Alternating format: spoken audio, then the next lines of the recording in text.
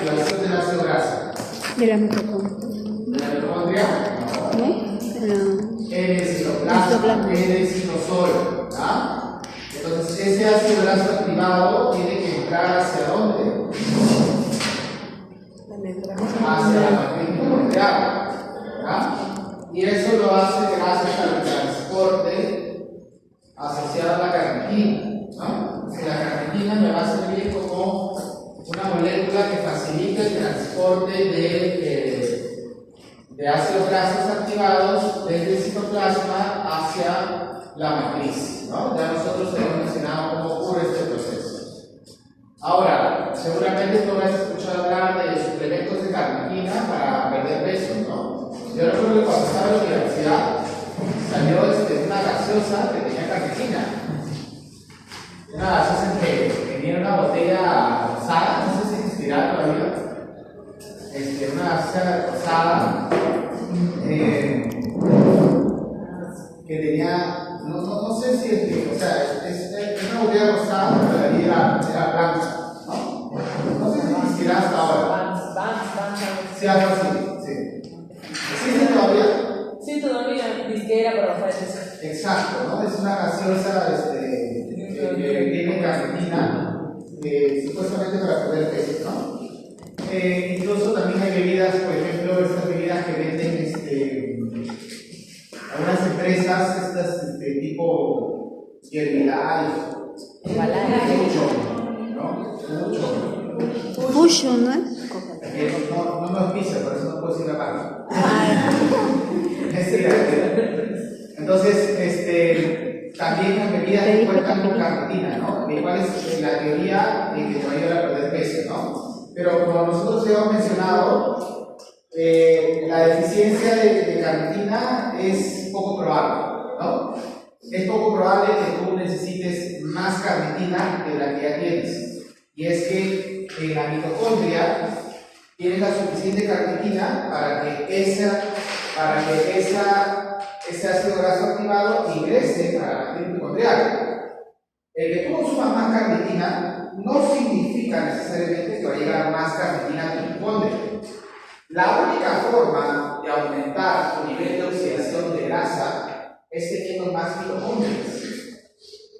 Y así tuvieras más mitocondrias, no requerirías más carnitina. ¿Y eso por qué? Porque la mitocondria se reproduce. ¿Recuerdan? Seguramente has escuchado hablar de la teoría endosimbiótica.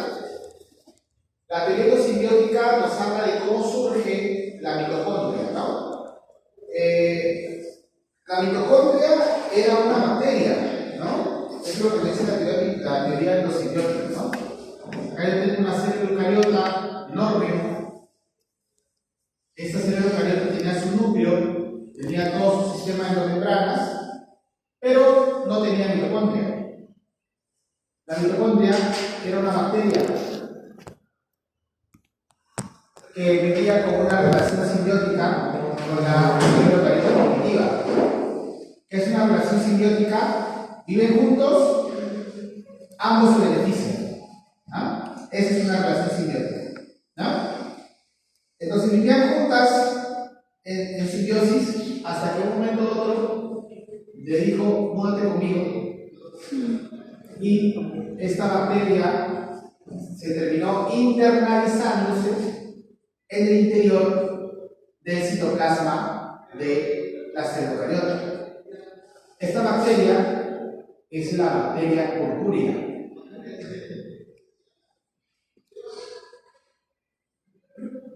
Razón por la cual la mitocondria es una organela que es muy similar a una bacteria. En la bacteria, esto se llama mesosoma, por ejemplo. Estas crestas mitocondriales, en la bacteria se llama mesosoma y la bacteria existe. En la bacteria tiene su propio ADN.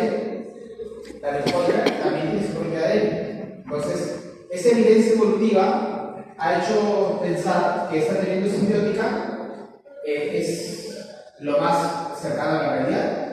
Incluso actualmente, bueno, no actualmente, del año 2016, justo fue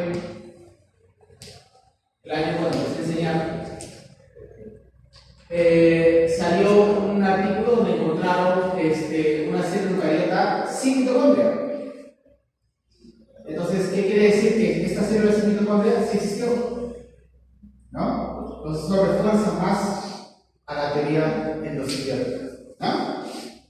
Muy bien, entonces, ¿por qué te digo esto? Porque esta mitocondria, al igual que la bacteria, se va a reproducir por fisión binaria. Se parte y salen dos mitocondrias igualitas. Por poner un número, si esta tenía 10 carretinas, esta tiene 10 y esta tiene 10, porque es una mitosis. Y recuerda que en la mitosis, las células hijas son idénticas a la madre. Razón por la cual la carnitina como suplemento solo ha demostrado que pierde peso personas que tienen obesidad mórbida, pero la diferencia no es significativa comparándola con un placebo.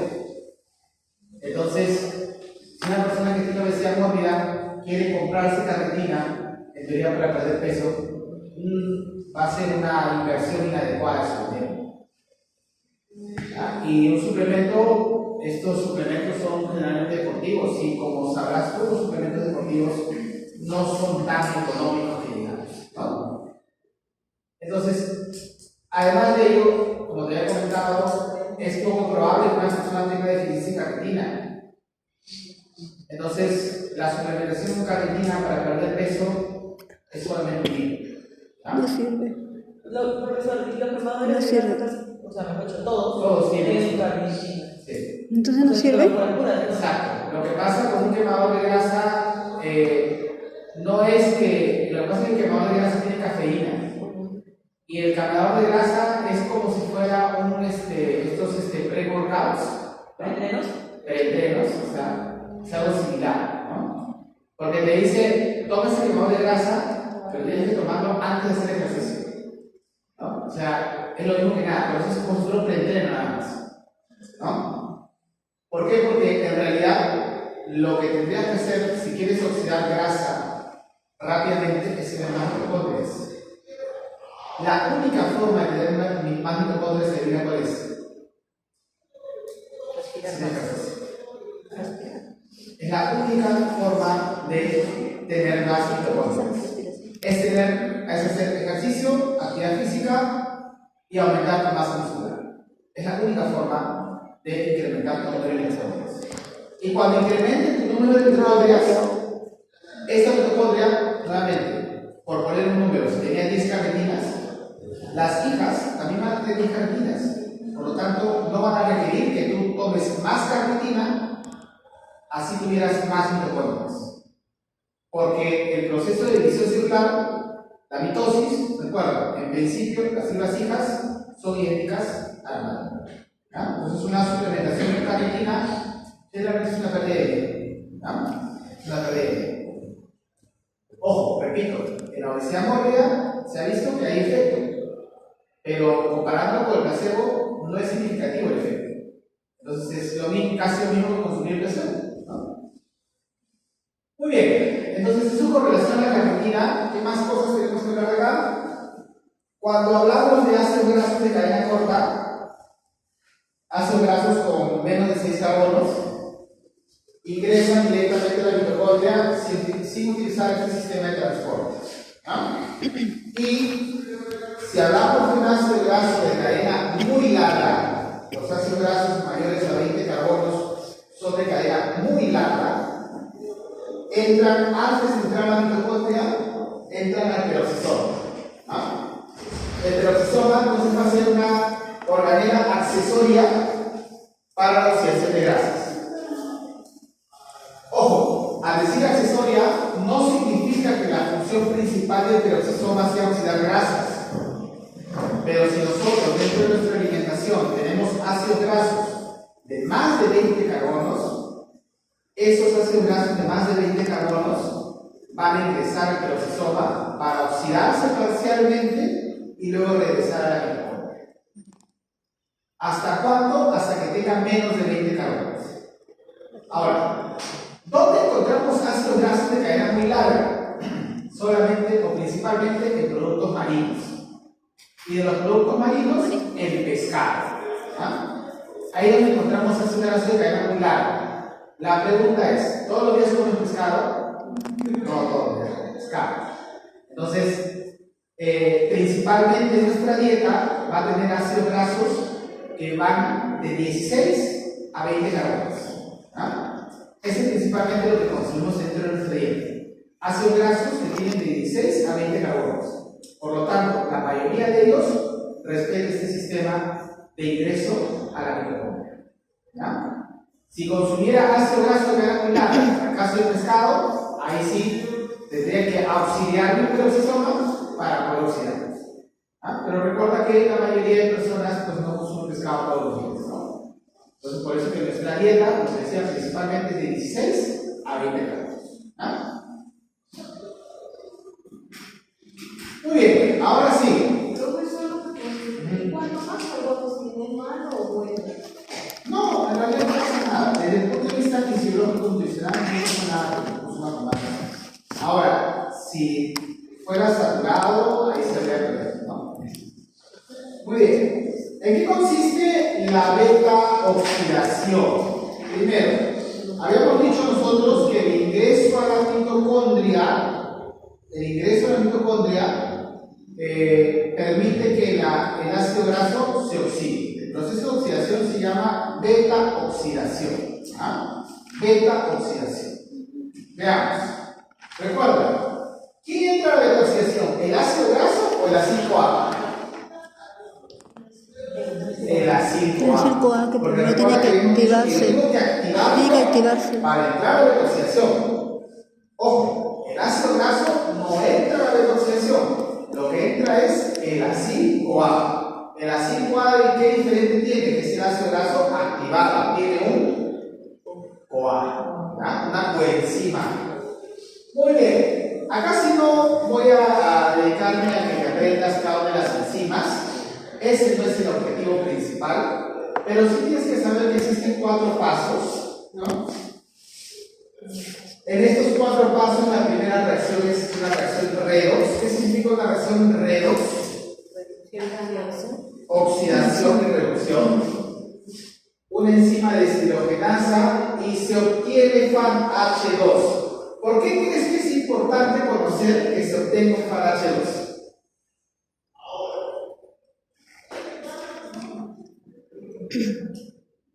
Porque está hidrógeno de positivo y vamos a conversar. ¿Por qué crees que es importante conocer que se genera un FADH2? ¿Por qué? Por la cadena transportadora de electrones. Recuerda que este FADH2, ¿dónde viene a dejar sus electrones? En la cadena transportadora de electrones. La segunda reacción, que es una hidratación, lo realiza una hidratasa. La tercera reacción, nuevamente redox, ¿qué se genera? NAT. Nuevamente me importa que se genere un NAT, ¿por qué? Porque ese NAT reducido puede dejar los electrones en la cadena transportadora de electrones. Y por último, hay una reacción de transferencia corte tiolasa o tioesterasa. La misma que te cortaba el ácido graso durante la síntesis. Es la misma enzima, una tioesterasa. La enzima que requiere es un CoA. ¿Ya? Entonces, producto de la beta-oxidación, voy a generar un FAD y un NAT y un acetil-CoA. ¿El acetil-CoA dónde se va?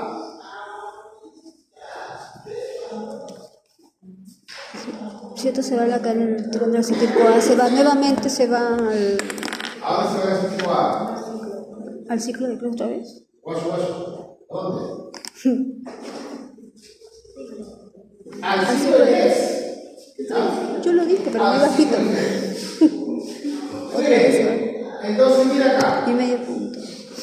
Yo tengo un ácido graso de 16 carbonos. Lo voy a colocar acá. 1, 2, 3, 4, 5, 6, 7, 8, 9, 10, 11, 12, 13, 14, 15, 16. Ahí hay 16 carbonos. ¿Sí? Muy bien. Recuerda que vamos a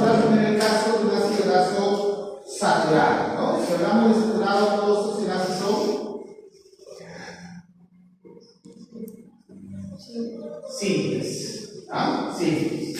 Eso se completa con hidrógeno, así no lo voy a colocar. Muy bien, entonces, cuando haga una beta oxidación, ¿qué va a ocurrir? Ocurren estos 4 pasos y como resultado, este que tenía 16 carbonos, como resultado, yo voy a cortar y se genera acá el acetil-CoA. El otro no es fácil, no. ¿Cuántos carbonos tiene el acetil-CoA? 2. 2. ¿Y qué me va a quedar por acá? El NAD y los FAD. Un acil-CoA, pero ¿de cuántos carbonos? 14. Bueno, además del NAD y el FAD generado en estas 4 reacciones, ¿no? Y así yo voy cortando sucesivamente. Corto nuevamente, genero otro acetil-CoA. ¿Ya? Y ¿qué me queda? Acetil-CoA, ¿de cuántos carbonos? 12 carbonos.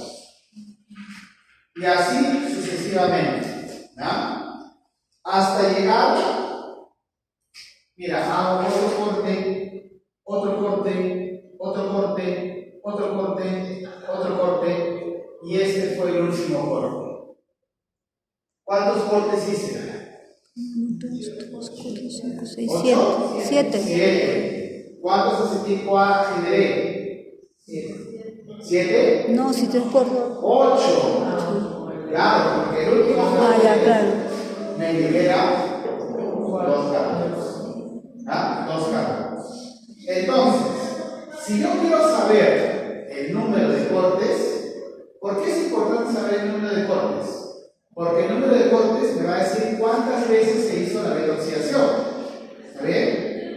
Entonces, si yo quiero saber el número de cortes, tengo que saber el número de carbonos de este ácido graso. ¿Está bien?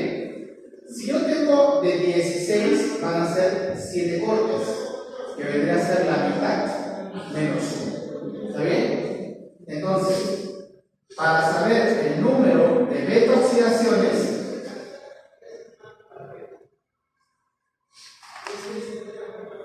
va a ser igual a qué cosa? El número de carbonos sobre 2 menos 1. ¿Está bien? Entonces yo tengo que conocer cuántos carbonos tiene ese ácido graso. Si yo sé el número de carbonos, el número de beta oxidaciones va a ser igual al número de carbonos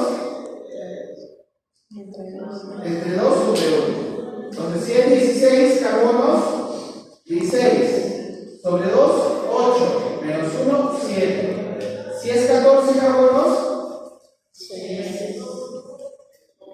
14 entre 2. 6 cortes, y así sucesivamente. Si fuera 20, 9. el número de acetil-CoA, ¿cómo lo hallas? Muy bien, solamente sería el número de carbonos entre 2, nada más. El número de NAD generados, ¿cómo lo hallas? Es el mismo número de las reconciliaciones, ¿no? Porque mira, en cada desoxidación se genera un NAD reducido. En cada desoxidación se genera un FAT reducido. Por lo tanto, si yo quiero saber el número de FAT, ¿qué vendría a ser? Este mismo, ¿no? Este es el número de FATs y el número de NADs. ¿Ya? O sea, si yo quiero saber el número de FATs generados, número de carbonos sobre 2 menos 1. Si yo quiero saber el número de NADs generados, número de carbonos sobre 2 menos 1. Pero ojo, esto solamente se cumple si estoy hablando de un ácido graso saturado. Solamente un ácido graso saturado. ¿Ah? ¿Quedó claro? ¿Sí? Solamente de un ácido graso saturado.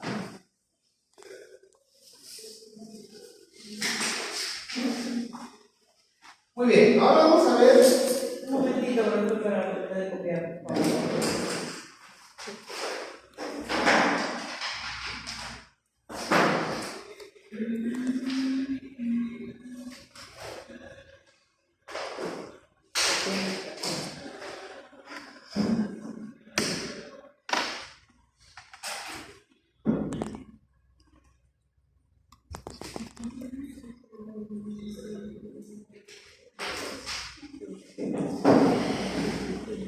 ¿Terminó?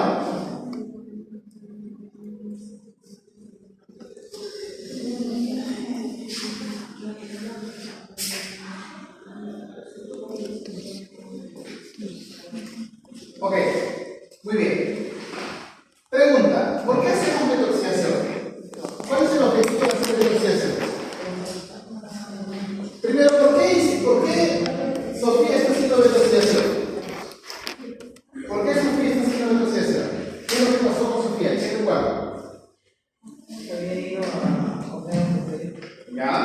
y había comido grasa, carbohidratos, una cantidad.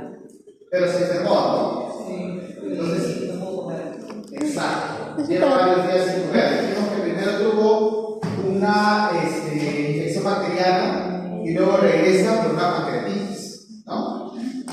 Entonces, en este caso, está en la infección bacteriana, está un día sin comer. Es para obtener energía. Excelente. El objetivo de hacer una detoxificación es obtener energía. Pregunta, si ya tengo energía suficiente, ¿seguirá haciendo detoxificación?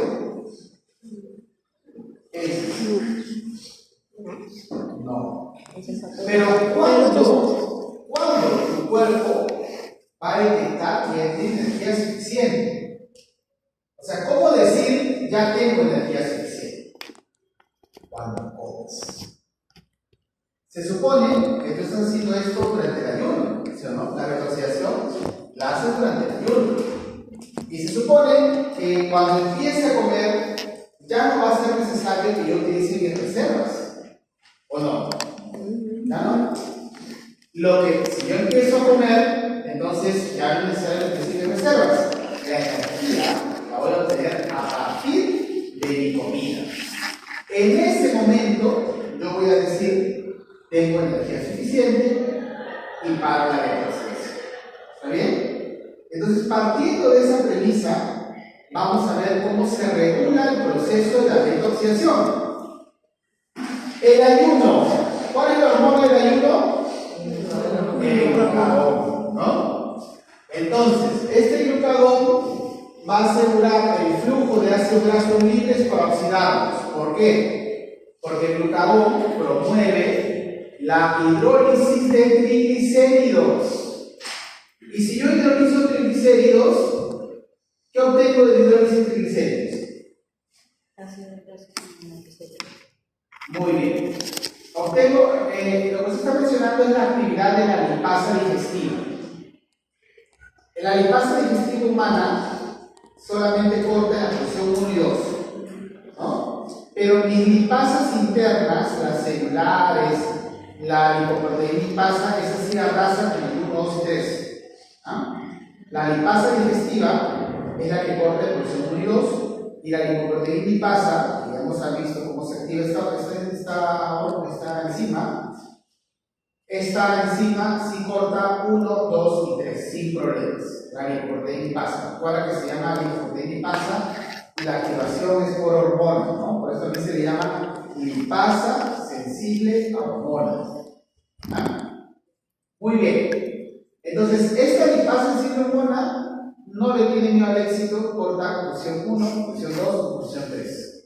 En cambio, mi lipasa digestiva, esa sí corta solamente posición 1 y posición 2. ¿Ah? Muy bien, entonces, producto de la actividad del glucagón, vamos a ver que se van a liberar ácidos grasos y glicerol. 3 ácidos grasos y glicerol. Y esos ácidos grasos se van a abastecer, o van a abastecer para hacer qué cosa? La detoxificación. Esos ácidos grasos, producto de hidrólisis de triglicéridos, me va a permitir hacer mi beta oxidación.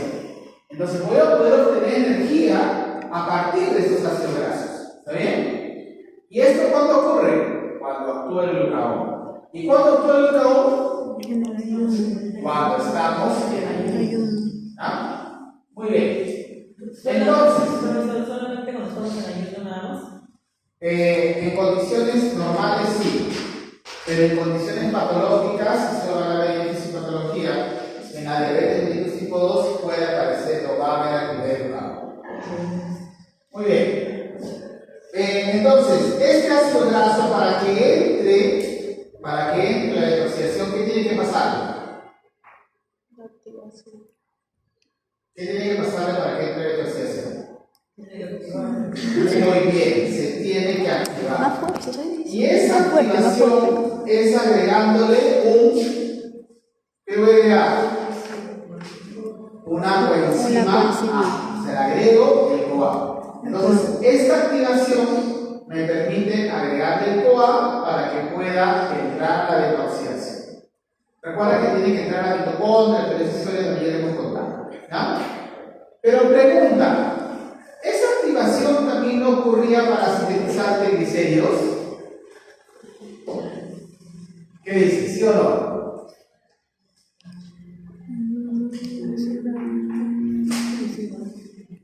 ¿Sí o no? Sí.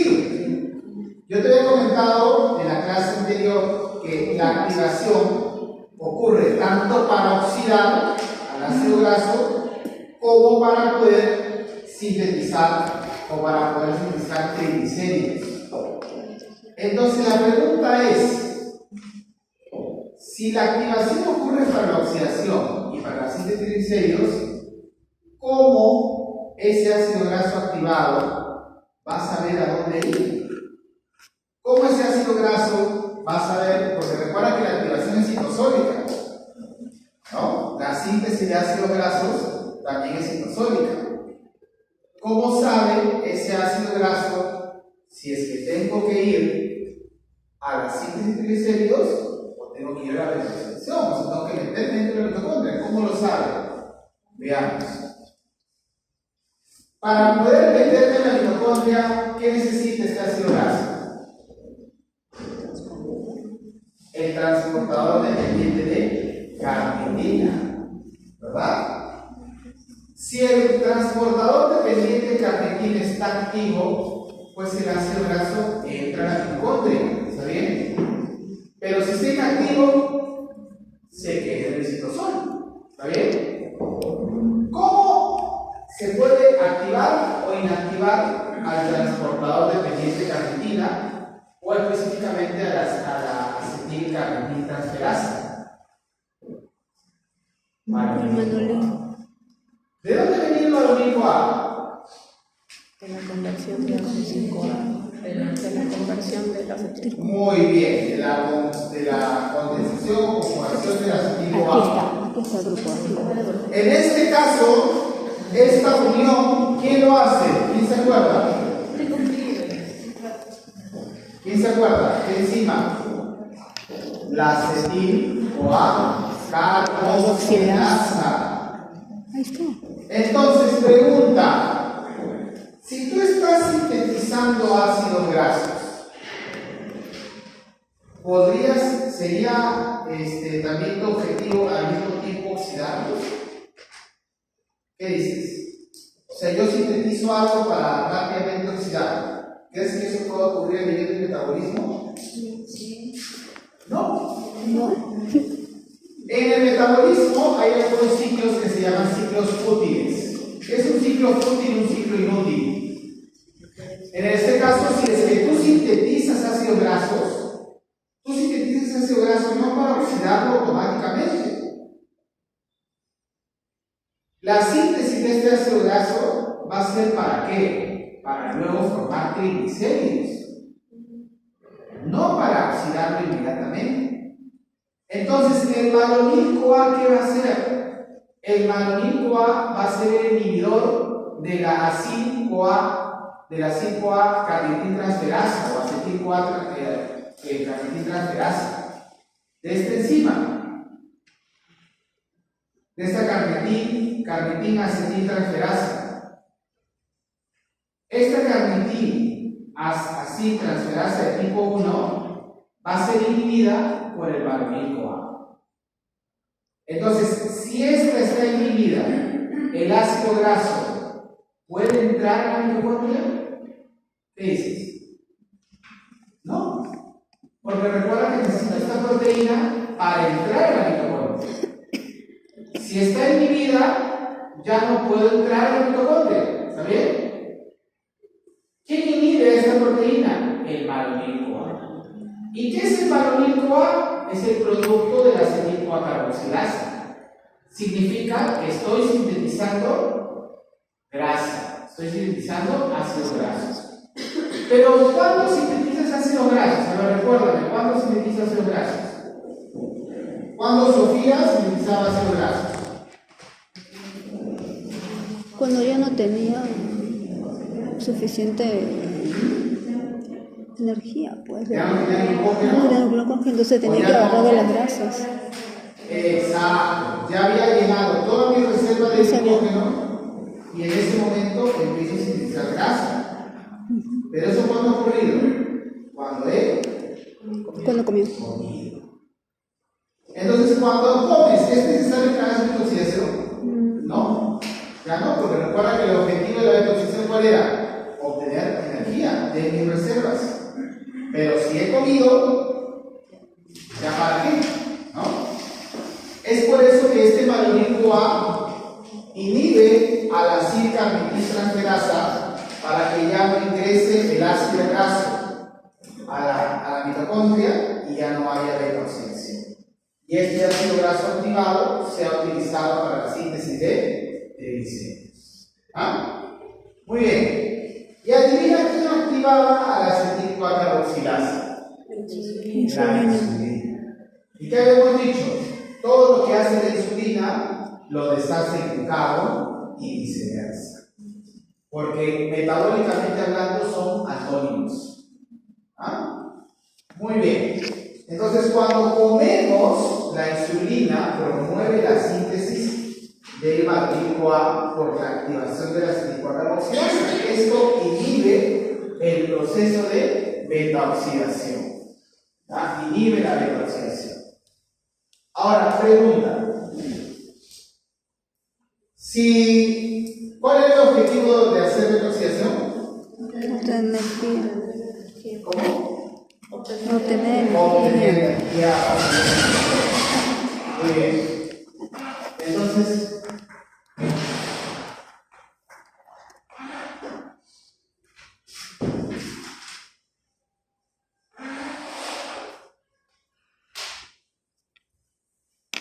veamos acá. Yo tengo acá ATP, tengo ADP. Esto es un ratio. Es un ratio de una división. Si el ATP es mayor al ADP, esta división, este ratio, ¿es mayor que 1 o menor que 1? ¿Qué dices?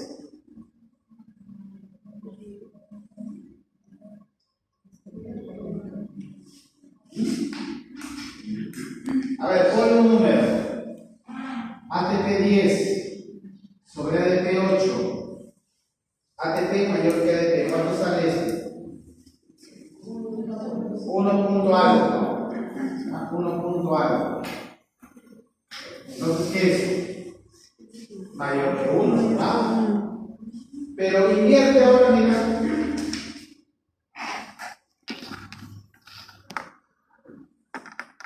Sería 8 sobre 10. ATP menor que ADP. ¿Cuánto sale esto? 0, algo. Es menor que 1, ¿verdad? 0.8. 0.8. ¿Ah? Así, ¿no? Ok. Entonces, este 0.8 es menor que 1. Entonces, mira, si el ATP es mayor que el ADP, este ratio va a ser mayor que 1. ¿Está bien? Si el ATP es menor que el ADP, este ratio va a ser menor que 1. Entonces, si este ratio es 1.2, por ejemplo, ¿qué significa? Que el ATP es mayor que el ADP. Entonces, que tengo una buena cantidad de ATP. ¿Está bien? Ahora, pregunta. Si ya tengo el ATP que quería, ¿será necesario la cadena transportadora de electrones? ¿Qué dices? Si ya tengo el ATP que quería, ya sinteticé el ATP que quería, ¿será necesaria la cadena transportadora de electrones? ¿Será necesario que funcionen los 4 complejos para terminar el ATP sintasa y todo eso? ¿Qué dices? No, ¿verdad? No, para que vuelva Porque otra ¿cuál es el vez. objetivo de una cadena transportadora de electrones? Obtener energía, obtener ATP. Y si ya tengo ATP, chao, se bloquea la cadena transportadora de electrones. Pero ¿Y pregunta, eso es? si no hay cadena transportadora de electrones porque ha sido bloqueada por el acceso de ATP, será necesario el NAT y el FAT que iban a entrar acá. ¿Qué pasó? Le cerraron la puerta en la cara, ¿no? Va y se regresa. Se regresa. Exacto. Así que se regresa otra vez. Pues. Hacerlo otra vez. Pero en este caso, como se están acumulando, porque no hay donde entrar, la acumulación de NAT y FAT va a inhibir a quién? A la retroxidación. ¿Por qué? Porque tú sabes que la retroxidación se genera FAT, se genera NAT. Si ya tengo estos en exceso porque están acumulando, entonces estos van a inhibir a la retroxidación. ¿Está claro? ¿Sí?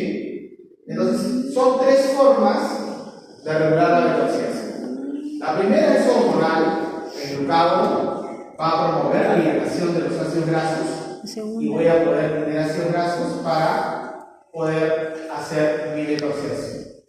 La segunda, en este caso el malonico A, que es el indicador de que estoy sintetizando ácidos grasos, este malonico A promueve la inhibición de la carnitil transferasa de tipo 1. De tal forma que ya no va a ingresar el ácido graso activado a la mitocondria e inhibo la retroxidación. Otra forma de inhibirlo es cuando ya tengo energía suficiente. Si tengo energía suficiente, bloqueo la cadena transportadora de electrones. Si no hay cadena transportadora de electrones, no hay donde ingresen ni el NAT ni el FAT reducidos. Estos se acumulan y bloquean la retroxidación. ¿Ah? ¿Y cuándo vas a tener energía suficiente? Cuando ya comes. Cuando ya comes. ¿Ah? Así tu cuerpo sabe que tienes energía suficiente. Cuando comes. ¿Está bien? Mientras no comas, ¿no?, vas a seguir haciendo retroxidación. Ojo, esto es dentro de un metabolismo normal, ¿no? Porque el ayuno es algo que siempre haces, ¿no? El ayuno, como tanto, es patológico. Porque cuando tú duermes, estás ayunando, ¿no? Muy bien, otras consideraciones a tener en cuenta sobre la oxidación de ácidos grasos.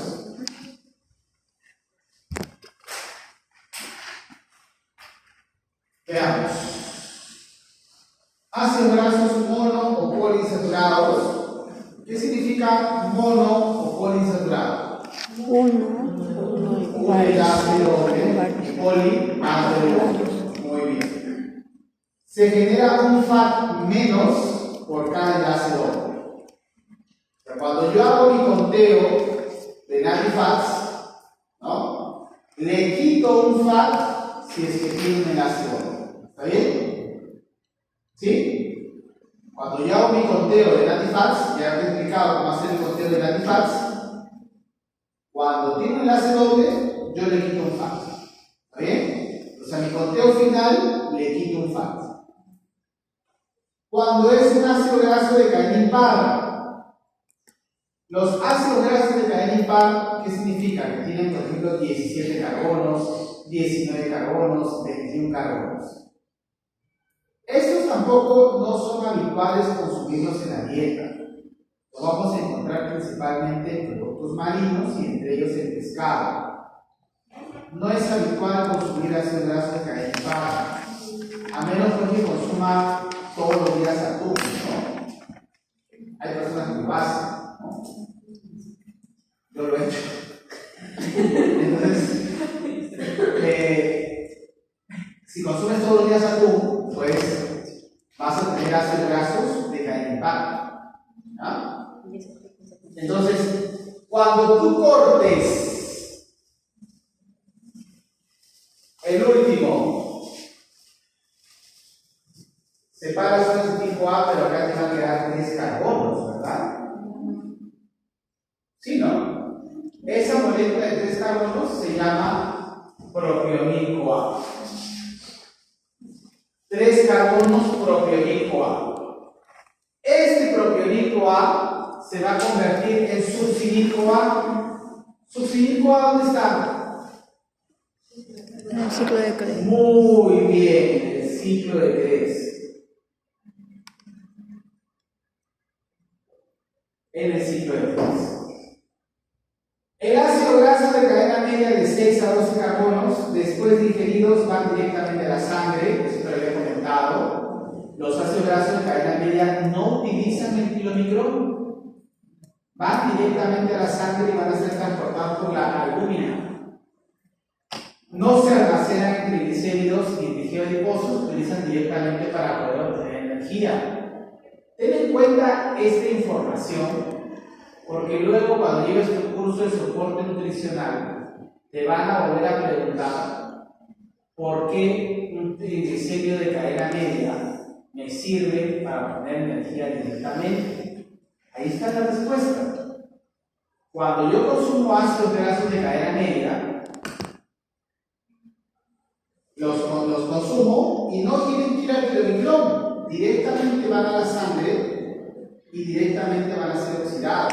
Por eso que los triglicéridos de cadena media son una fuente importante para la obtención de energía rápidamente, porque no tengo que ir por kilomicrón. Aunque no lo creas, ir por kilomicrón es una chambaza. ¿Por qué? Porque ¿qué tiene que pasar? Tiene que haber una esterificación del triglicérido, formación del kilomicrón, el kilomicrón va a la linfa, de la linfa a la circulación sanguínea, tiene que madurar por el HDL, tiene que ser hidrolizado por el hidroproteídipasa, es toda una chambaza. Entonces, consumir triglicéridos de cadena media va a ser una solución de rápida obtención de energía. Y créeme que te lo van a preguntar nuevamente si tu curso de soporte, tú ibas a tu curso de soporte nutricional. Debe ser en mayo, es en mayo, ¿no? Te lo van a poder preguntar, incluso va a ser pregunta de examen. ¿Te acordarás de mí? Y te vas a acordar del segundo, tercer ciclo, ¿no? Tercer ciclo, los médicos que están. ¿Por qué? Porque es habitual, eso es lo que generalmente cuando vayas a ser tu internado, cuando rotes por soporte, el médico internista te va a preguntar, ¿tú eres nutrición, no? Ya, sí, a ver, ¿por qué le damos triglicéridos de cadena media? Lo primero que te va a preguntar. Porque es un conocimiento básico desde el punto de vista del soporte nutricional. Pero ¿cómo lo entiendes? Sabiendo bioquímica. ¿Ah? Muy bien, y los ácidos grasos de cadena muy larga, hemos dicho que utilizamos de manera accesoria al peroxisoma para reducir el número de carbonos y luego me voy a la mitocondria. Pero ojo, repito, los de cadena muy larga tampoco no es habitual consumirlos en la dieta. Los consumen pescados, mariscos, principalmente pescados. Profesor, una consulta. ¿Y consumir ácidos grasos de cadena impar trae alguna consecuencia? No, ninguna. Ninguna. Igual los de cadena larga tampoco. No, tampoco. Muy bien, ahora sí, vamos a las matemáticas. ¿Cuántos ATP se obtiene por molécula de ácido A graso? ¿Por qué pongo ácido A graso y no ácido graso?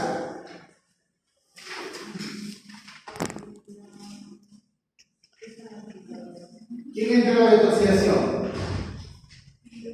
El ácido graso, no el el ácido graso. ¿Ah? Es cuando ya está activado, ¿sí? Exacto, ese es el que entra en la retroceso. Muy bien, mira, acá tenemos de ejemplo el ácido palmítico de 16 carbonos, ya te lo he explicado ahí. ¿Cuántas vueltas de retrocedación? 7. ¿Cómo lo calculé? Número de carbonos sobre 2 menos 1. ¿Cuántos acetil-CoAs? 8. ¿Por qué? Porque es el número de carbonos sobre 2. ¿Cuántos FAT? Lo mismo que las vueltas del acetil-CoA. ¿Cuántos FAT? Lo mismo que las vueltas del acetil-CoA. Ya te había explicado que cada NAT te da 2.5 ATPs, cada FAT 1.5, y cada acetil-CoA, desde que entra el ciclo de Krebs, te va a generar 10 ATPs. ¿Ah? Entonces, como resultado, tengo 80 provienen del acetil-CoA, 17.5 del ATP, perdón, del NAT, 10.5 del FAT, total 108. ¿Pero cuánto gasté para la activación? 2. ¿Y cuántos obtengo entonces a partir de un ácido graso de 16 carbonos? 106 ATPs. Ahora, pero ojo, ten en cuenta que un ácido graso de 16 carbonos es tan habitual consumirlo como consumir glucosa. Porque te he dicho que los ácidos grasos en nuestra dieta principalmente van de 16 a 20.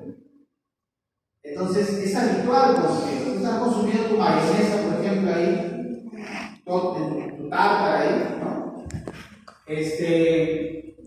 Y en esa tártara hay aceite, ¿no? Ese aceite que tiene ácidos grasos que van de 16 a 20 carbonos.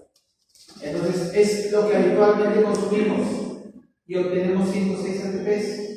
La pregunta es, ¿por qué si obtengo 106 ATPs por cada ácido graso, me conformo con 34 ATPs, 32 o 34 ATPs que puedo obtener de la glucosa?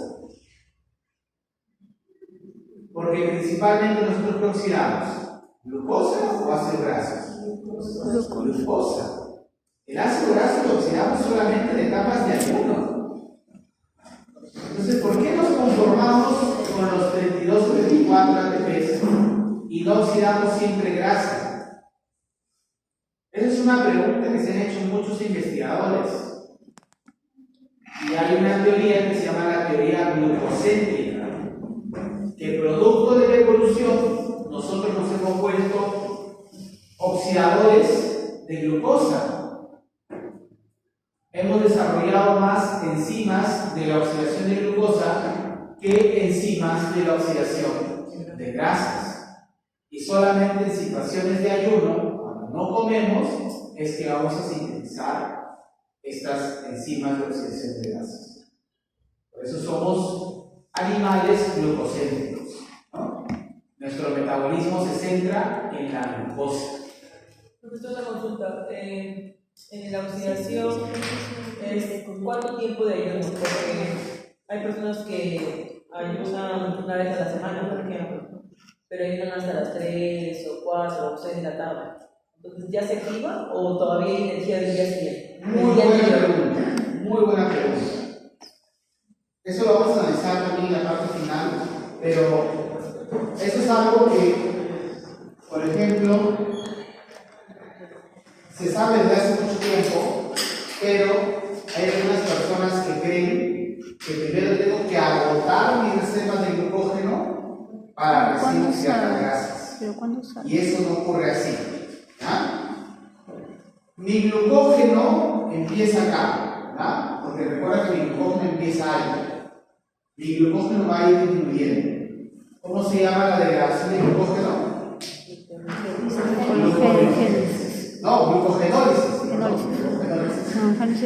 Ahora, pero mi grasa, o mi oxidación, mi beta oxidación, apenas voy haciendo glucogenólisis, ya está empezando la beta oxidación. Entonces, en el ayuno, que por ejemplo, el que yo tengo, ¿a qué hora has comido? Bueno, están comiendo ahorita, pero supongamos que antes de que empieces a comer, ¿cuándo fue su última comida? Supongo que en el almuerzo, ¿no? ¿A qué hora fue tu almuerzo? A las 2. Entonces, de 2 a 7 hay 5 horas. El periodo postprandial es de 2 horas en promedio. En promedio. Ahora, si has comido pollo a la brasa, pollo broster, mostrito, la grasa retrasa el vaciamiento gástrico, está en tu estómago, va a demorarse más en digerir. Pero imaginemos que has comido lo estándar y tu postprandial dura 2 horas. Después de 2 horas, empiezas el ayuno. Entonces empiezas a digerir tus reservas, tu glucógeno que va a mantener, hasta que empieces nuevamente a comer, ¿no? Empieces nuevamente a comer. Por eso yo les digo que el ayuno es situación normal. Ahora, una vez que tú empieces el ayuno, ya empiezas a hacer hidrólisis de triglicéridos. Pero el detalle es que es baja.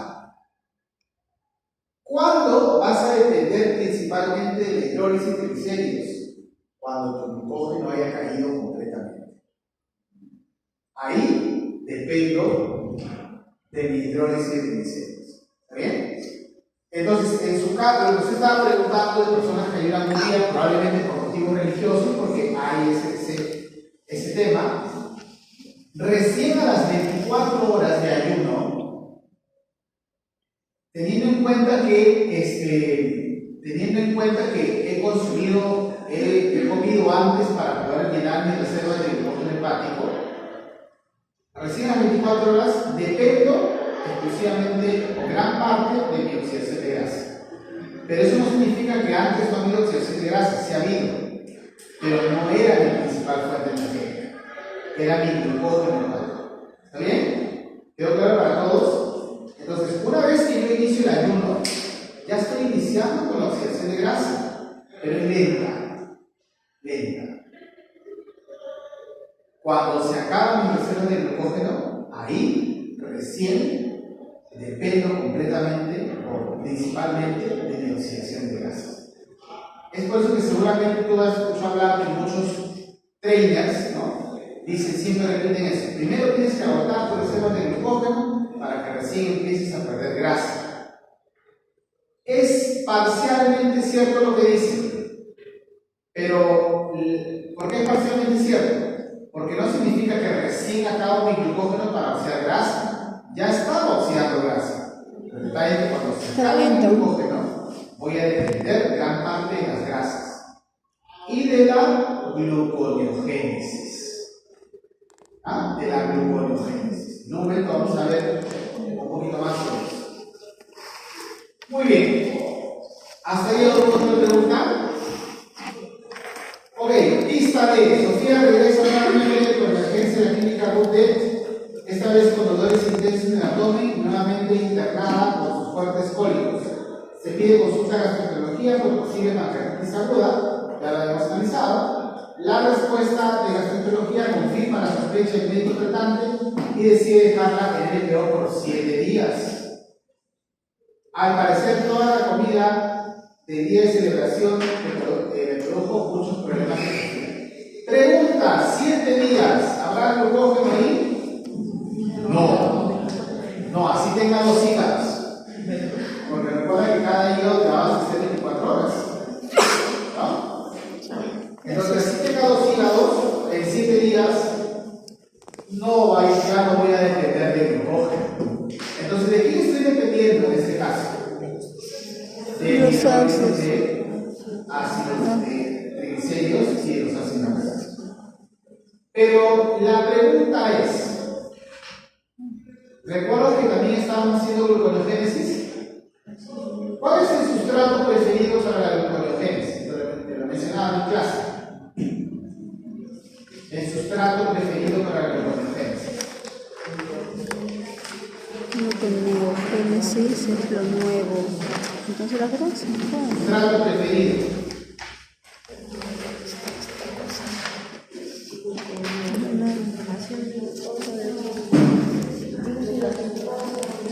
La glucosa no.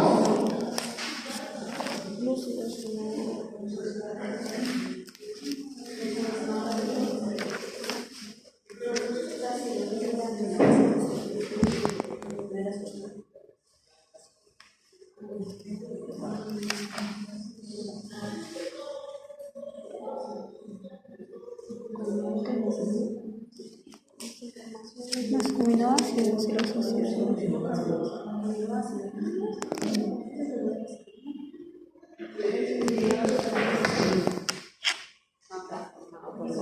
¿Qué son los aminoácidos y los ácidos grasos? Ya lo dijeron, ya. Aminoácidos. Aminoácidos Los grasos. aminoácidos. ¿Ese aminoácido de dónde viene? De la proteína, ¿verdad?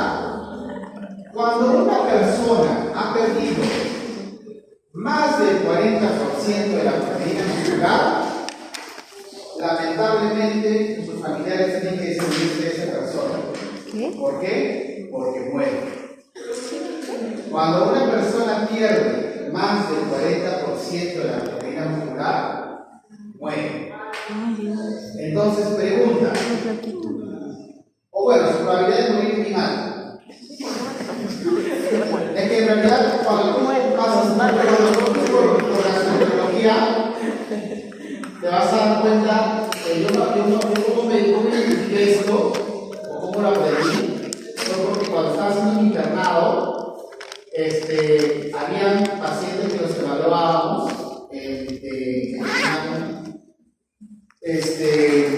cirrosis. La cirrosis es cuando el hígado prácticamente dejó de funcionar, en la etapa terminal, ¿no? Entonces van a explicar esta patología. Pero cuando tú los evalúas, sus bracitos son bien delgaditos, pero no tienen casi nada de masa muscular. En ese momento, en la etapa de la cirrosis se llama Child C, la etapa final. El médico le pregunta al paciente si es católico o no. ¿Por qué? Porque llaman al cura para que le hagan esta expunción y lo mandan a su casa a morir. ¿No? Entonces, ¿y por qué? Porque ha perdido tanta proteína que ya va a morir. Va a morir. Esa persona tendrá pues 4, 5, 6 días de vida, ¿no? A lo mucho un mes, pero ya se fue con su extrema. Entonces, y cuando tú rompes con las fisiologías, si tienes pacientes, yo hice mi internado en el Hospital Carrión, por ejemplo, ¿no? El Hospital Carrión tiene su capilla, ¿no? Y en gastroenterología, donde están los pacientes cirróticos, tú lo ves ahí a la cura, ¿no? ¿Por qué? Porque lamentablemente los pacientes ya ahí están, pues, cuando tienen cirrosis, ya están para irse. ¿No? Lamentablemente, ¿no? Entonces, en realidad, para que tú te dediques a la clínica, tiene que ser frío de fríos, ¿no? Yo le digo a la clínica, ¿no? Pero si tú te quieres dedicar a la clínica, tienes que ser frío de fríos, ¿no? O fría de fríos, ¿no? Muy bien, muy bien. Y choca, yo tengo una colega que justo hace poco me escribió, oye, ¿cómo te va de docente? ¿Puedes hablarme? Y le digo, ¿por qué? ¿Qué pasó? Si tú todavía no sabes clínica, no, ya me has saturado mucho, ya lo veo y si quieres retirar de la parte clínica, ¿no? ¿Por qué? Porque tienes que ser, lamentablemente, tienes que ser frío de frío, ¿no? ¿Pero por qué, profesor? Porque por todo lo que ves, ¿no? Pero es el nutricionista, o sea, ves, o sea, tantas enfermedades extremas que te desaniman, ¿sabes? O sea, no es eso, sino que lo que pasa es el tema de que hay personas que son muy sensibles. Muy fuerte lo que ve. Y es muy fuerte lo que tú ves en el hospital. Muy fuerte lo que y ve. simplemente tu sensibilidad no te permite soportar. Sientes que te quiebras psicológicamente.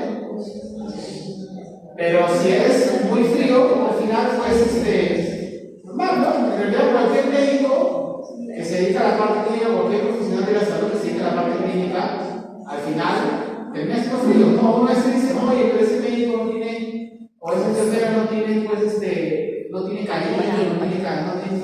Es que lo que pasa es que tienes que volverte así, porque si no, lamentablemente te va a afectar todos los días, ¿no?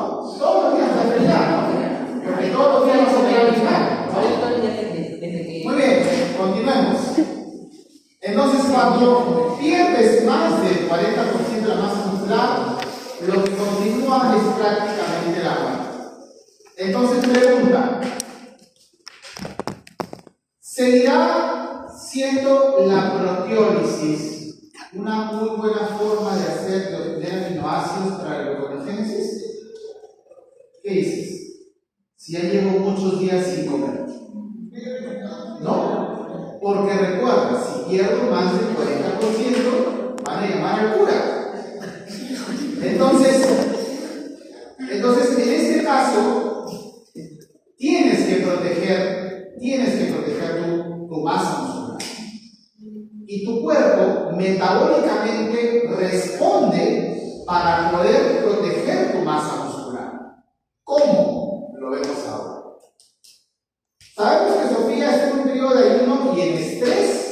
¿Cuál es la hormona del estrés? El cortisol. ¿Y el cortisol qué promueve? Proteólisis. ¿De dónde está obteniendo energía que su célula necesita?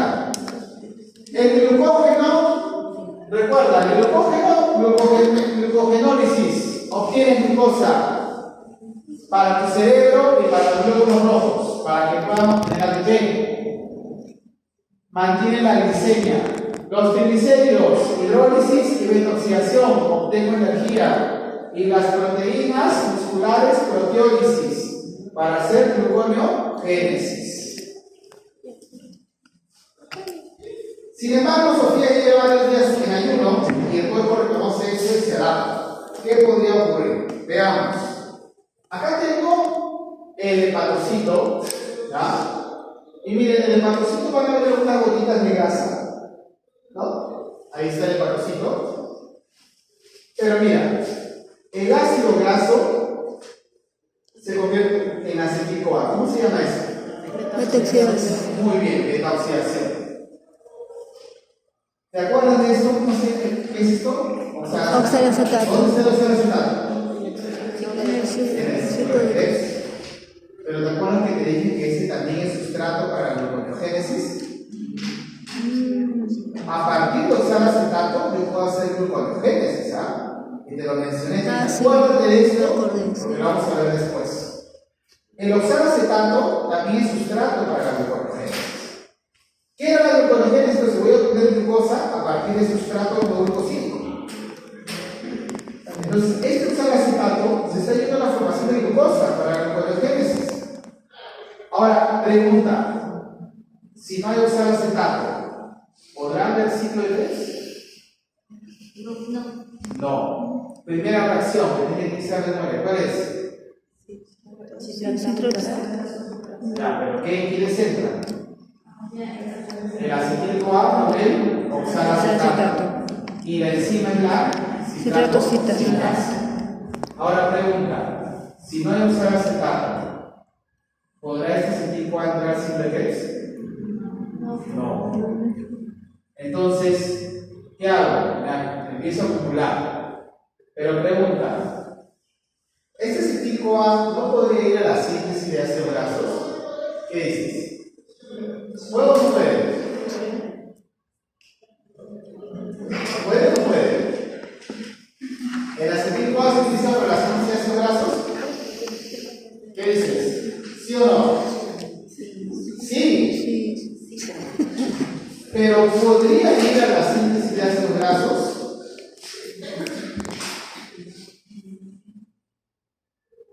¿Qué enzima es esa?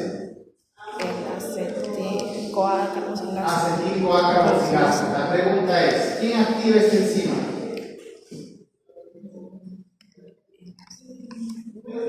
La insulina. La insulina. En ayuno, ¿hay insulina? No.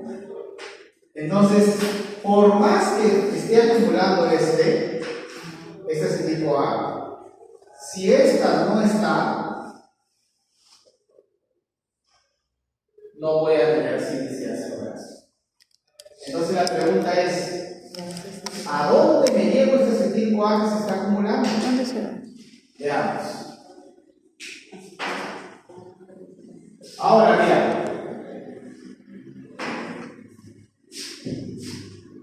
El cerebro y la glucosa, el cerebro y el glóbulo rojo van a utilizar a la glucosa como principal sustrato energético. ¿Ah? Eso ya lo habíamos comentado. Pero acá hay un detalle.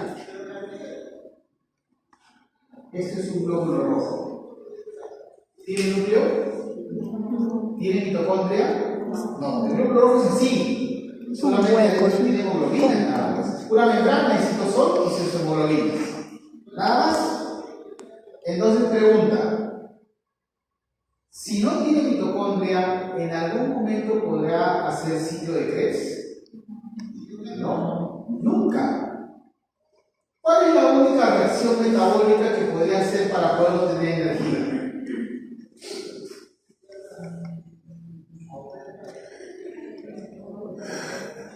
Glucólisis. La glucólisis.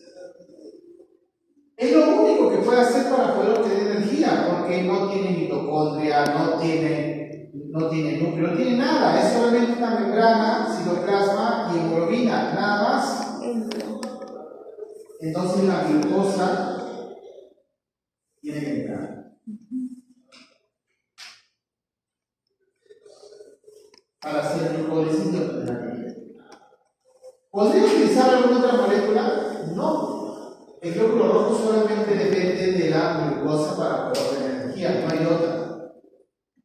Pero adivina quién sí tiene mitocondria. La neurona. La neurona tiene mitocondria. Entonces, ¿la neurona puede hacer ciclo de Krebs? Sí. ¿Puede hacer progresión oxidativa? Sí.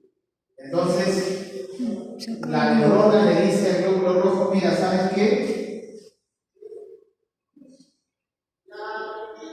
Como sé que tú solamente dependes de glucosa, yo me abro y voy a utilizar otro sustrato energético.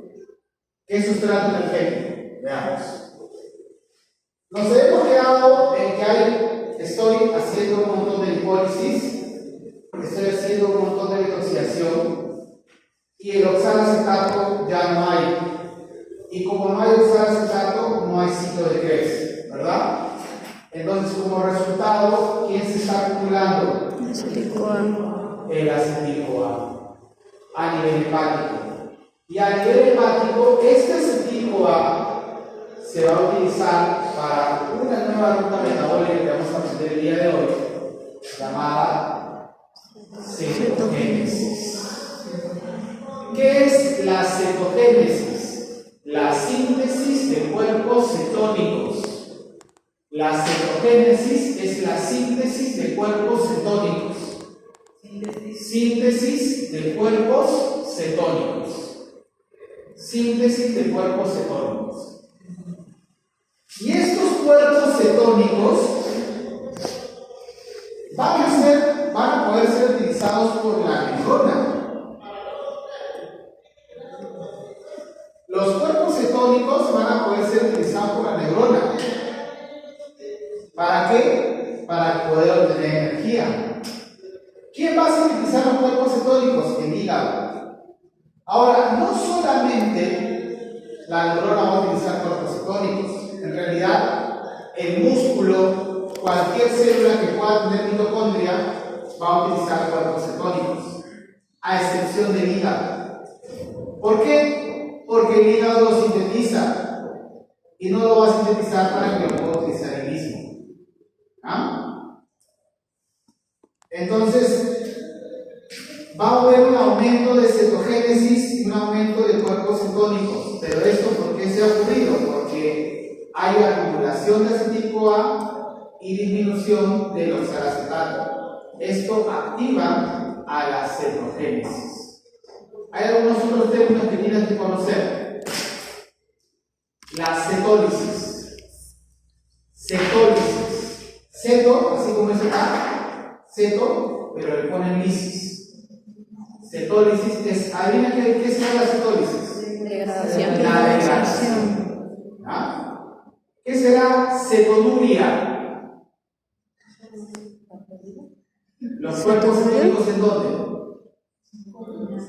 En la orina. En la orina. La orina. ¿Ah? Cetonuria, cuerpos cetónicos en la orina. ¿Ah? Luego está la cetosis. La cetosis es la acumulación de cuerpos cetónicos en sangre.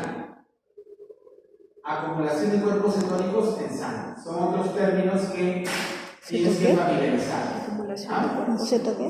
Cetosis. Cetosis. Cetosis es acumulación de cuerpos cetónicos en sangre. Esos cuatro términos tienes que familiarizar: cetogénesis, cetólisis, cetonuria y cetosis. ¿Está bien? Entonces, si yo te pusiera, ¿no? Si yo te pusiera un problema en el cual te dijera, una persona está entrando en cetosis, ¿qué significa que una persona está entrando en cetosis?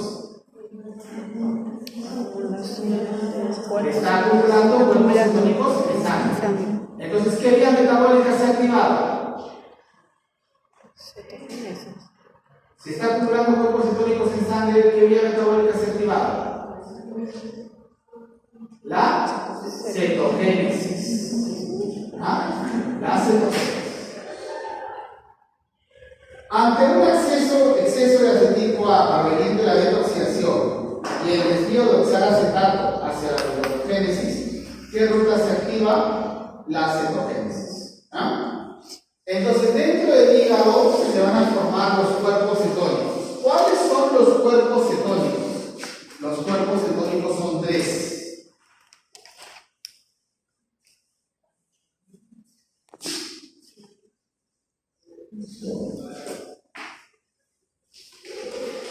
Acá están los tres.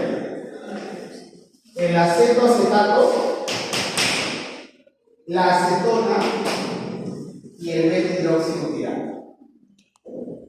Acetoacetato, acetona y beta-hidroxibutirano.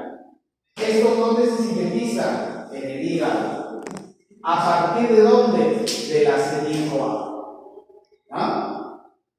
Acetoacetato, acetona y beta-hidroxibutirano. ¿Ah? Acetato, acetona y beta-hidroxibutirano. Esta acetona es un gas. Es un gas. Y esa acetona es el que le da el olor a la manzana. Acetoacetato. La acetona es el que le da el olor a la manzana. El olor de la manzana es por la acetona, que es volátil. Es por eso que las personas que están en cetosis, uno de los síntomas que uno detecta es que su aliento huele a manzana. Porque la acetona es un gas. Y la acetona es ese compuesto volátil que está en la manzana, el cual lo percibes cuando huele la manzana. Entonces, las personas que entran en cetosis, tú sientes que tienen un aliento olor a manzana. Es algo característico de las personas que han entrado en cetosis. ¿Qué significa entrar a cetosis? No tiene Estoy acumulando cuerpos cetónicos en sangre. Por lo tanto, ¿qué vía metabólica se ha activado? Cetogénesis. La cetogénesis.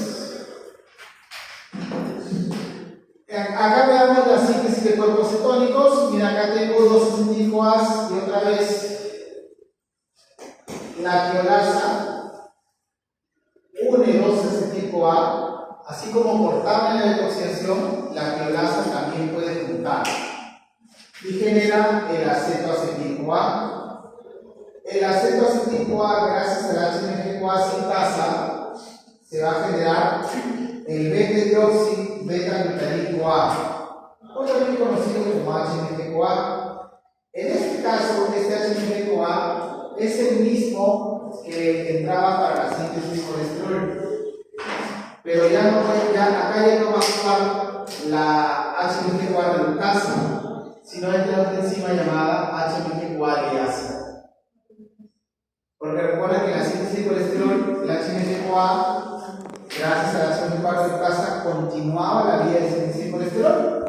En este caso, ya no entra la HMG-CoA, sino entra la HMG-CoA reductasa, sino entra la HMG-CoA liasa. La liasa. ¿Está bien? Muy bien. Esa especificidad liasa permite la obtención del acetoacetato. ¿Ese es cuerpo cetónico o no? Sí. Este es cuerpo cetónico. Pero falta sintetizar los otros dos. El otro es la acetona y el otro es el betiloxibutirato. El acetoacetato se convierte en acetona gracias al acetoacetato descarboxilasa. 1, 2, 3, 4. 1, 2, 3. Acetoacetato descarboxilasa. Pierde el carbono. Y la beta-hidroxibutirato deshidrogenasa me genera el beta-hidroxibutirato. Me genera el otro cuerpo cetónico. El otro cuerpo cetónico. Y ahí tengo mis 3 cuerpos cetónicos. Claro, sí, se forman los 3. Se forman los 3. De nuevo. Sí.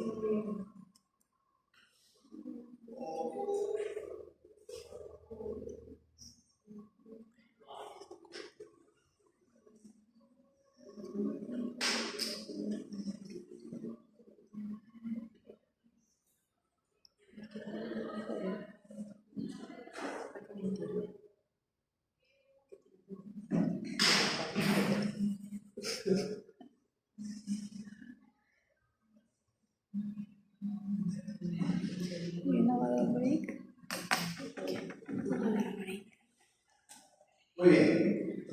Ahora, he sintetizado cuerpos cetónicos. ¿Qué voy a hacer con esos cuerpos cetónicos? Obtener energía. Entonces, los cuerpos cetónicos, ¿cuál es el destino de los cuerpos cetónicos después de salir del hígado? Porque recuerda que si solamente los cuerpos cetónicos se van a sintetizar a nivel hepático, solamente ocurre esta síntesis o la cetogénesis solamente ocurre a nivel hepático. Ahora voy a oxidar los cuerpos cetónicos. ¿Cómo se llama la oxidación de cuerpos cetónicos? Cetólisis. Ojo, sintetizo los cuerpos cetónicos, pero no los voy a utilizar el hígado. Van a salir del hígado para ir a otro tejido. Y en ese otro tejido va a ocurrir la cetólisis. Entonces, la cetogénesis, que es la síntesis de cuerpos cetónicos, se da en el hígado. Pero si ese cuerpo cetónico, por ejemplo, va al músculo, en el músculo se va a dar la cetólisis. Si ese cuerpo cetónico va al tejido adiposo, se va a llamar ahí, o ahí va a ocurrir la cetólisis. Si va a la neurona, ¿qué ocurre? Cetólisis. Entonces la oxidación no ocurre a nivel hepático, ocurre en el resto de tejidos, el tejido extrahepático. Y diversos órganos son capaces de utilizar los cuerpos cetónicos para formar energía. Ahora, entonces es la degradación, ¿no? Porque ha dicho síntesis. Exacto, degradación. La cetólisis es la degradación o oxidación. La cetogénesis es la síntesis. La cetólisis es la degradación o oxidación. ¿Ah? Muy bien. Entonces, esta ruta de cetólisis, que es la oxidación de mis cuerpos cetónicos, ocurre en tejido extrahepático, no ocurre en el hígado. Pero para ello, mira, lo oxido y obtengo acetil-CoA. Si entra un cuerpo cetónico al glóbulo rojo, ¿le sirve para los glóbulos rojos tener acetil-CoA? No, porque no tiene mitocondria. Entonces no le sirve para nada tener cuerpos cetónicos. Porque al no tener mitocondria depende de la glucólisis. ¿Está bien? Es por eso que la cetólisis tampoco ocurre en el glóbulo rojo. O sea, existen 2 células donde no va a haber cetólisis. En el hepatocito y y en el glóbulo rojo. ¿Está bien? Muy bien. De la cetólisis, no quiero que sepan las enzimas, pero mira, esta es la misma, el beta-hidroxiapatito es la misma que hemos visto en la cetogénesis, la misma. Acá se cambia. La beta-keto-5-A-transferasa. Y por último, la misma que unía, la tiolasa, es la misma que separa.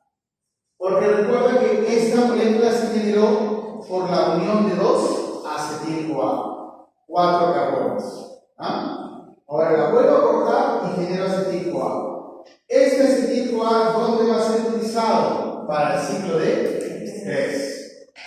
Ahora, una pregunta que puede surgir, porque siempre me la hacen cuando dicto esta parte. Profe, pero ¿no era que no había ciclo de Krebs? No hay ciclo de Krebs en el hígado. Pero en esos dos. Hepatocito. ¿Y por qué no hay ciclo de Krebs en el hepatocito? Porque ¿dónde se da la gluconeogénesis? En el hígado y en el riñón. Pero en el hígado se lleva casi el 95, más del 95% de la gluconeogénesis. En el riñón ocurre un máximo un 5%. 5 y 10. Entonces, el oxalacetato, ¿dónde se ha gastado? En el hígado, en el hepatocito, no en los demás tejidos. ¿Está bien? Es por eso que en los demás tejidos sí puede haber ciclo de Krebs. Lo que no hay es acetil-CoA. Y gracias a los cuerpos cetónicos, ¿qué está llegando? El acetil-CoA. ¿Y cómo obtengo ese acetil-CoA? Gracias a la cetólisis. ¿A la cetólisis de quién? De los cuerpos cetónicos. Sofía lleva ya 7 días de ayuno. ¿Cuál será el perfil de sus sustratos energéticos en su sangre actualmente? O sea, en su sangre, ¿qué es lo que voy a encontrar? La glucosa disminuida o justo en el límite inferior. ¿Pero quién se está acumulando? El beta-hidroxibutirato. ¿Qué ocurre entonces cómo se llama cuando una persona está acumulando cuerpos cetónicos en sangre? Cetosis. Entonces, ¿cuál sería el principal metabolito que yo voy a encontrar en sangre durante la cetosis? El beta-hidroxibutirato. ¿Y qué es el beta-hidroxibutirato? Un cuerpo cetónico. ¿Ah? Un cuerpo cetónico. Profe, ¿y el acetoacetato? Acá está también. Lo que pasa es que la forma más estable para el transporte en sangre es el beta-hidroxibutirato. Y es por eso que el acetoacetato se encuentra en una muy baja concentración. Porque la forma más estable para el transporte en sangre es el beta-hidroxibutirato.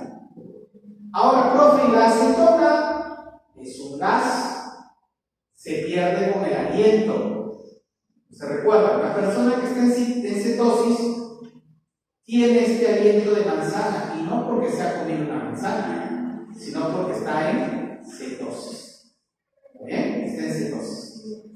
¿Quedó claro? ¿Sí? Y por ejemplo, cuando tú vayas por gastro y veas a los pacientes cirróticos, no todos los que ya están desahuciados, tienen cirrosis antes de un child set, ya te van a explicar en psicología que es un child set.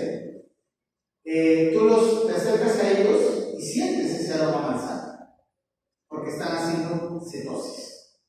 ¿Ah? Muy bien. Eso no quiere decir que ahora vas a pasar por todos lados comiendo paquetes para ver si huele a manzana. No. Tampoco tanto. Entonces la glucosa disminuye a partir del segundo día de ayuno. ¿Por qué la glucosa empieza a disminuir a partir del segundo día de ayuno? Porque mi glucógeno se acabó. ¿Cómo estoy obteniendo glucosa? A partir de la gluconeogénesis. Los cuerpos cetónicos aumentan exponencialmente en el día 2 al día 4. ¿Por qué aumentan exponencialmente en ese momento? No significa que antes no había síntesis de cuerpos cetónicos, sí había.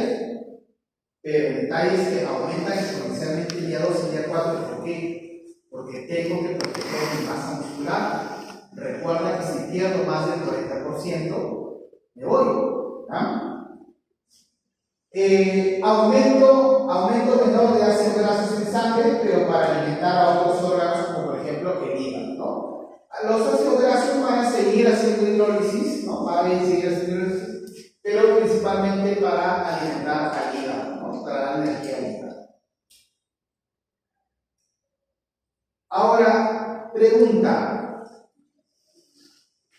Cuando estoy en cetosis, ¿qué significa la cetosis? Exacto. Cuando estoy en cetosis, quiere decir que estoy entre el día 2 y el día 4 del ayuno. La pregunta es, ¿hay gluconeogénesis? ¿Qué dices? ¿Hay o no hay? Si hay. A ver, ¿quiénes son el team si hay? Levante la mano.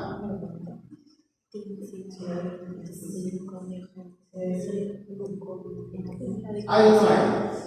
Si hay. Entonces, si hay, ¿quién dice que no hay? También dice que si hay, dice que ahorita dice. ¿Quién más dice que si hay? Si hay. ¿Por qué? Porque no me puedo olvidar de este chiquitín. Este chiquitín de quién depende? De la glucosa.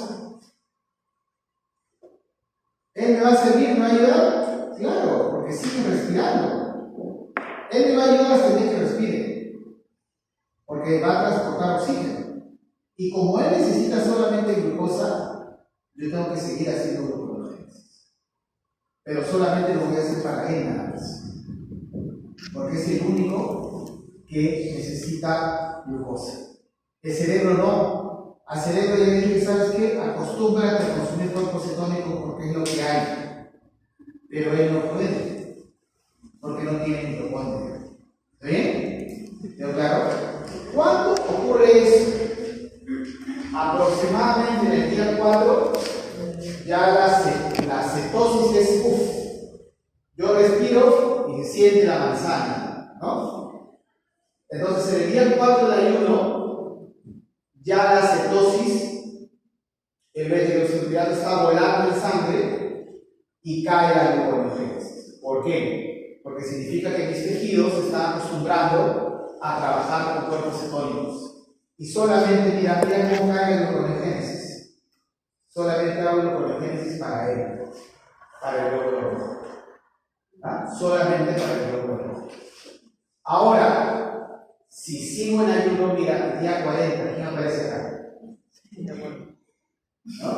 O sea, máximo puede estar 40 días, ¿no? Exacto, sí, justo. El estudio de los famosos 40 días de ayuno se hizo para poder explicar si realmente alguien puede estar en ayuno 40 días, ¿no? Y se descubrió que el máximo número de días es 40 días, ¿no? Claro que no lo hicieron con humanos, ¿no? Creo que sí. Creo que sí, porque fueron los alemanes, los nazis que hicieron esa investigación.